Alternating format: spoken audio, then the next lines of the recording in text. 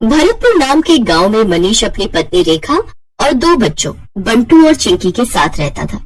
मनीष अपना एक छोटा सा ढाबा चलाता था। मनीष बड़ा ही लजीज खाना बनाकर बेचता था, जिससे उसका ढाबा ठीक ठाक चलता था। वाह यार मनीष, क्या लाजवाब खाना है। तुझे पता है, इतना स्वादिष्ट पालक पनीर मेरी माँ भी बनाया करती थी यार। सच में मनीष भाई, मजा आ रहा है। उसके ढाबे पर उसके गांव के और आसपास के गांव के लोग खाना खाने आते रहते थे, लेकिन अब जुलाई का महीना शुरू हो चुका था। उसका ढाबा कच्चा बना हुआ था, जिस कारण बरसात के समय में वहाँ पानी टपकना शुरू हो जाता था और इसलिए बरसात में उसका धंधा मंदा पड़ जाता था। उसके ढाबे पर कम ग्राहक आने लगते हैं। बाहर बारिश जोरों पर थी। हे भगवान, पिछले 2 हफ्ते से बहुत ही कम ग्राहक आए हैं ढाबे पर। अगर ऐसे ही चलता रहा तो कैसे काम चलेगा।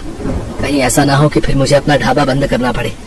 आप चिंता मत कीजिए जी, ऊपर वाला सब ठीक कर देगा। बारिश में लोगों को आने में थोड़ी दिक्कत तो होती है, ऊपर से ढाबे में पानी भी टपकता है, शायद इसलिए। अच्छा चलिए, आज मैं भी आपके साथ चलती हूँ ढाबे पर। वो दोनों ढाबे पर चले जाते हैं।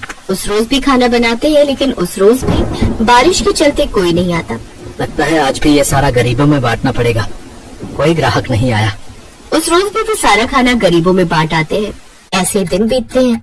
एक रोज आधी रात के समय गांव में तेज तूफान आता है और जोरों से बिजली कड़कती है और वो बिजली उसके ढाबे पर आकर गिरती है, जिससे उसका ढाबा जल जाता है। ये क्या हो गया रेखा, अब मैं क्या करूँगा। मेरी तो रोजी रोटी ही छिन गई। मेरी भी कुछ समझ में नहीं आ रहा जी, लेकिन आप ज्यादा टेंशन मत लीजिए, नहीं तो आपका बीपी बढ़ जाएगा। दिन पर दिन बारिश बढ़ती जा रही थी और मनीष उसी बारिश में काम ढूंढने निकलता है, लेकिन उसे कहीं भी काम नहीं मिलता। उल्टा सारा दिन बारिश में भीगने के कारण उसे सर्दी लग जाती है। अब जैसे तैसे वो अपने दिन काट रहे थे। फिर एक रोज रेखा का मुंह बोला भाई माधव उनके घर आता है। अरे जीजा जी, इतनी बारिश में रोज रोज काम ढूंढने निकलते हो, बेकार में परेशान होते हो। इससे तो अच्छा ये होगा कि आप मेरे साथ चलो और मेरी दुकान पर काम करो। वैसे भी मेरा आदमी अपने गांव गया हुआ है और मैं आपको महीने के आखिर में तनख्वाह दे दिया करूंगा। क्यों दीदी, ठीक कहा ना मैंने? हाँ हाँ, माधव बिल्कुल ठीक कह रहा है जी। वैसे भी अपने पास और कोई काम तो है नहीं अब, तब तक यही काम कर लो आप। अच्छा ठीक है माधव, तुम कहते हो तो मैं यही कर लेता हूँ। वैसे भी घर खर्च तो चलाना ही है ना। अब मनीष माधव की दुकान पर काम करने लगता है। वो बिना 1 मिनट भी आराम किए सारा दिन मेहनत करता। अनाज की बोरियों को ट्रकों से उतारता और दुकान के अंदर का सारा काम संभालता। लेकिन जैसे ही महीना पूरा होने को आता है, तभी तनख्वाह देने के नाम पर वो टाल मटोली करने लगता है। तनख्वाह? कैसी तनख्वाह जीजा जी? ये तुम कैसी बातें कर रहे हो माधव? तुम्ही ने तो उस रोज रेखा के सामने कहा था कि महीने के आखिर में तुम मुझे तनख्वाह दोगे। नहीं नहीं, ऐसा कुछ नहीं है। आपको काम की जरूरत थी, मैं जानता हूँ, लेकिन मैं आपको यहाँ पर काम करने नहीं, मदद करने के लिए बुलाता था। और मदद करने के लिए भी कोई पैसे लेता है क्या? ये तुमने मेरे साथ ठीक नहीं किया माधव, मैं तुम्हें देख लूंगा। अरे जाओ जाओ, बड़े आए मुझे सबक सिखाने वाले। मनीष दुखी मन से घर आ जाता है। आ गए आप? आज तो महीने का आखिर है, आज तो आपको तनख्वाह भी मिल गई होगी। तो पापा, फिर तो आप कल ही मेरे स्कूल की फीस भर दीजिए। आपको पता है मेरी टीचर मुझे रोज रोज फीस के लिए टोकती है। ये सुनते ही मनीष की आंखों में आंसू आ जाते हैं। मेरा नसीब न जाने कैसा है रेखा, जो मेरे साथ कुछ भी अच्छा नहीं हो रहा। आप रो क्यों रहे हैं? ठीक से बताइए ना क्या बात है। फिर मनीष उसे सारी बात बताता है। हे राम, वो इतना बड़ा मक्कार निकलेगा मैंने कभी नहीं सोचा था। छी, उसे तो भाई कहते हुए भी शर्म आ रही है मुझे। फिर कुछ दिनों तक जैसे तैसे वो दूसरी जगह नौकरी की तलाश में जाता है। तब जाकर उसे एक बड़ी कोठी में ड्राइवर की नौकरी का काम मिल जाता है, जहाँ उसे महीने के 10,000 रुपए तनख्वाह के रूप में मिलते हैं। लेकिन इससे वो ड्राइवरी के अलावा अपने घर के काम भी लेते और इसी के सहारे अपना घर खर्च चलाता है। ऐसे ही एक शाम जब मनीष काम से घर लौट रहा होता है, तभी उसकी नजर सड़क किनारे गिरे हुए बच्चे पर जाती है, जो कि लगातार मदद की गुहार लगा रहा था। कोई मेरी मदद करो। ये तो किसी बच्चे की आवाज आ रही है। मनीष जल्दी से उसे पास के डॉक्टर के पास ले जाता है और उसका इलाज करवाता है। एक जमींदार का बेटा होने के बावजूद भी किसी ने मेरी जान नहीं बचाई, क्योंकि शायद कोई भी रोड एक्सीडेंट के लफड़े में नहीं पड़ना चाहता। लेकिन आपने बिना कुछ सोचे समझे मेरी जान बचाई। आपका बहुत बहुत धन्यवाद मनीष काका। अरे इसमें धन्यवाद कैसा? तेरी जगह अगर मेरा बेटा होता तो क्या मैं उसकी जान नहीं बचाता? उधर जैसे ही बात जमींदार को पता चली, वो दौड़ा दौड़ा आया और उसने वीरेन को गले से लगा लिया। तेरा बहुत बहुत शुक्रिया मनीष। अगर आज तू ना होता तो पता नहीं मेरे बेटे का क्या होता। ये ले मनीष, इसे मेरी तरफ से इनाम समझ कर रख ले। ये आप क्या कह रहे हैं जमींदार साहब? मुझे इन पैसों की कोई जरूरत नहीं है। रख लो मनीष, तुमने मेरे जान से प्यारे बेटे को बचाया है, तो उसके आगे तो ये सब कुछ भी नहीं है। मनीष जब घर आकर देखता है तो वो पूरे 5 लाख रुपए होते हैं। ये देख वो बहुत खुश होता है। अब वो जल्द ही सड़क किनारे अपनी जमीन पर खुद का पक्का ढाबा खोल लेता है। सड़क किनारे होने से अब उसकी और भी ज्यादा कमाई होने लगती है।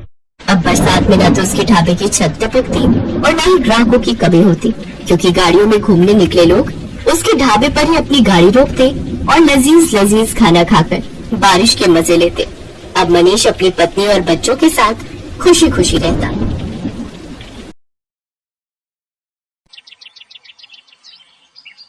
बेलापुर गांव में आत्माराम और उसकी पत्नी गायत्री रहते थे। गायत्री चाय की बड़ी ही शौकीन थी। जैसे ही बारिश का मौसम आता तब तो वो बस हर वक्त चाय की रट लगाती रहती। उसका पति आत्माराम मेहनत मजदूरी करके कुछ पैसे कमाता था। गायत्री घर संभालती थी, लेकिन वो चाय की इतनी शौकीन थी कि घर में राशन हो ना हो, लेकिन चाय बनाने का हर सामान हर पल उसके घर में रहता। उसके पति को जब भी मजदूरी मिलती तो वो उसमें से राशन के साथ साथ अपनी चाय पत्ती और चीनी एडवांस में हिलाकर रख लेती। इतना सारा चाय बनाने का सामान फिर ले आई? अरे चाय की दुकान खोलने का इरादा है क्या? वाह मेरे पति देव, क्या आइडिया दिया है। ऐसा क्या कह दिया मैंने? वो तो तुम्हें सुबह ही पता चलेगा। गायत्री के पास एक पुराना टेबल था। अगले दिन सुबह उसने उस टेबल पर चाय की दुकान लगाने का फैसला किया। वो अपने उस टेबल को घर के बाहर ले आई और उस पर चाय बनाने का सामान रख दिया। मानसून का समय था, जिससे मौसम काफी सुहाना हो रखा था।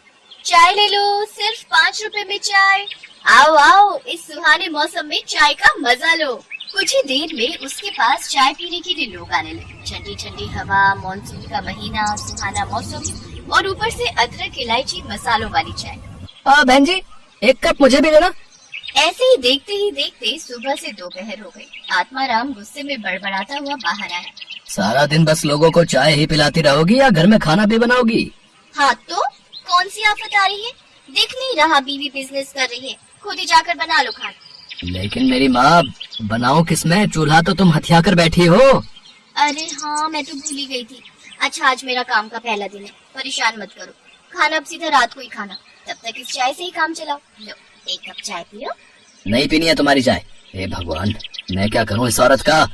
काश कि कोई चाय देने वाला पेड़ होता जो सारा दिन बस चाय ही देता रहता। शाम को जब ग्राहक आने बंद हो गए तो गायत्री ने चूल्हा अंदर ले जाकर रख दिया और उसमें खाना बनाने लगी। साथ ही उसने चाय के पतीले में बची हुई थोड़ी सी चाय को अपने घर के आंगन में लगी पेड़ की जड़ों में डाल दिया।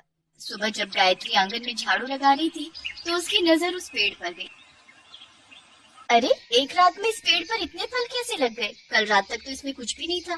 तभी वहाँ आत्माराम भी आ गया। हाँ, इसमें तो बहुत सारे फल लगे हैं, चलो एक तोड़ कर देखते हैं। आत्माराम ने फल तोड़ा तो उस फल में से चाय निकली। इस फल में चाय? भला ये कैसे हो सकता है? हाँ, चाय, क्योंकि मैं एक जादुई पेड़ हूँ। कल तुमने मेरी जड़ में चाय डाली थी, इसलिए अब तुम्हें हर रोज चाय मिलेगी। तुम जितनी चाहो उतनी चाय के फल मुझसे तोड़ सकते हो। वाह, ये तो बहुत ही अच्छा हुआ। अब हम बिना लागत लगाए ही लोगों को मुफ्त की चाय बेचेंगे और खूब मुनाफा कमाएंगे। अच्छा सुनिए जी, ग्राहक आते ही होंगे, तुम जल्दी से इन फलों से चाय निकाल कर केटल में डालो ताकि मैं उन्हें बेच सकूं। उन्होंने जल्दी से केटल में चाय भरी और फिर गायत्री उसे अपने टेबल लगाकर बेचने लगी। गायत्री बहन, आज तुम चाय चूल्हे पे नहीं बना रही? इस केटल में तो ठंडी होगी ना? नहीं भाई साहब, चाय एकदम गर्म है, बस अभी चूल्हे से उतार कर लाई हूँ। इस चाय में बड़ा ही स्वादिष्ट स्वाद है भाई। अब गायत्री के ग्राहक और भी बढ़ गए, क्योंकि जो स्वाद उस पेड़ की चाय का था वैसा स्वाद उन्हें और कहीं नहीं मिला। गायत्री अब खूब मुनाफा कमाने लगी। वो हर रोज सुबह फल तोड़ती और उसमें से चाय निकालकर लोगों को बेचती। एक रोज ऐसे ही रात को बहुत तेज आंधी तूफान चलने लगी और जोरों की बारिश हुई, जिसमें कि उस पेड़ पर लगे सभी फल टूटकर नीचे गिर गए। ये देख गायत्री बहुत परेशान हो गई और रोते हुए भगवान से प्रार्थना करने लगी। हे भगवान, ये क्या, सारे फल तो नीचे गिर गए। अब मैं अपने ग्राहकों को मुफ्त की चाय कैसे बेचूंगी? सोचा था अब हमारे अच्छे दिन आएंगे, अब हम कुछ बचत कर पाएंगे, लेकिन लगता है हमें फिर से दिहाड़ी मजदूरी करके जीवन काटना होगा। इसके बाद गायत्री उदास होकर दरवाजे पर ही बैठ गई और उसकी वहीं आंख लग गई। लेकिन अगली सुबह जब उसकी आंख खुली तो उसने देखा कि वो पेड़ फिर से पूरी तरह चाय के फलों से भरा पड़ा है। ये चमत्कार देख गायत्री और आत्माराम बहुत खुश हुए। फिर बारिश के मौसम में भी गायत्री स्टॉल लगाकर चाय बेचती है। अब तो भरी बारिश में भी लोग उनके यहाँ चाय का स्वाद चखने जरूर आते। उन्हें उस पेड़ की चाय की लत जो लग गई थी। आत्माराम ने भी अब मजदूरी छोड़ दी और वो भी अब अपनी पत्नी का हाथ बटाने लगा। उन्हें अब बिना लागत की चाय बेचकर उनको मुनाफा होने लगा और अब उनकी गरीबी के दिन दूर होते गए।